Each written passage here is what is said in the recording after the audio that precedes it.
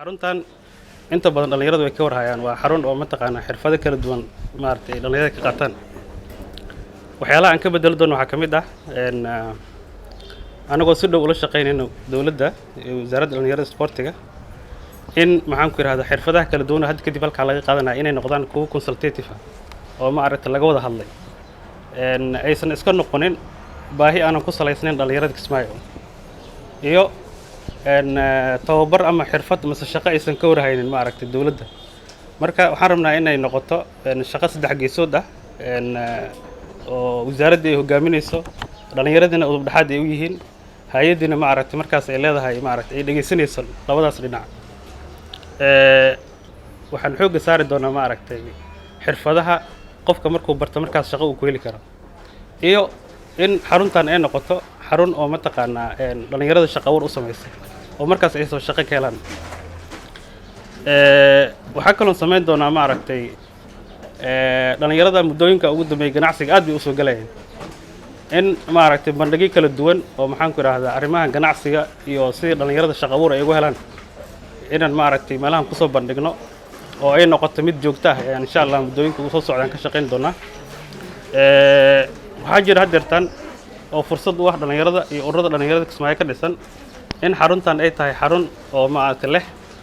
meelo oo maaragtay ururada dhalinyarada ay ku shaqaysan karaan macnaha xafiiskaas waxaan u sameynay co-working space ururo kala duwan ay isku yimaadaan nin walba computerkiisa soo qaato mise computer duu halkan ugu baahnado la siiyo oo maaragtay wixii qoraal ah iyo waxyaalaha noocaas kulli uu ka heli karo ku samaysan doono entertainment centerka waa la sheegay waxaan ku yiraahdaa xarunta mogtahay si ay dadku soo jiidato waxaan sameyn doonaa maaragtay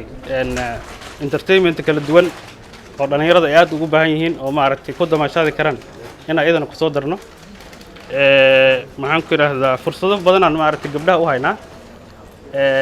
waxaan aad u jecelnahay marka gabdhaha inay maaragtay xaruntan si dhow ay ula socdaan maaragtay shaqooyin iyo fursado gabdhaha gaar u ah ayagana insha Allah waa soo bandhigi doonaa marka waxaan jeclaan lahayn in maaragtay gabdhaha xaruntan lagu soo xiro booqashadooda aad ay u yartahay oo maaragtay inta badan maaragtay ma soo booqdaan mana wareystaan maaragtay fursadaha gabdhaha gaar ku ah oo maaragtay halkaa laga heli doono marka si dhow inaad nala socotiin aad oo jeclaan lahayn oo maaragtay mar walba aad ka soo war doontaan gabdhaha kalena aad ku soo xirtaan aniga waxaan ku yiraahdaa iyo tiimkayga oo xasan ka mid yahay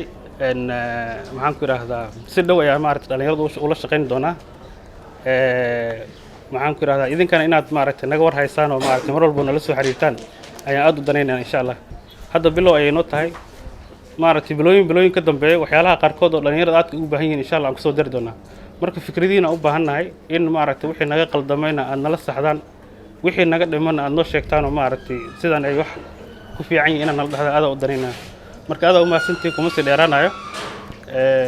wixii su'aal ah oo haddeertaan inta maaragtay yaa la weydiin karo aad u joognaa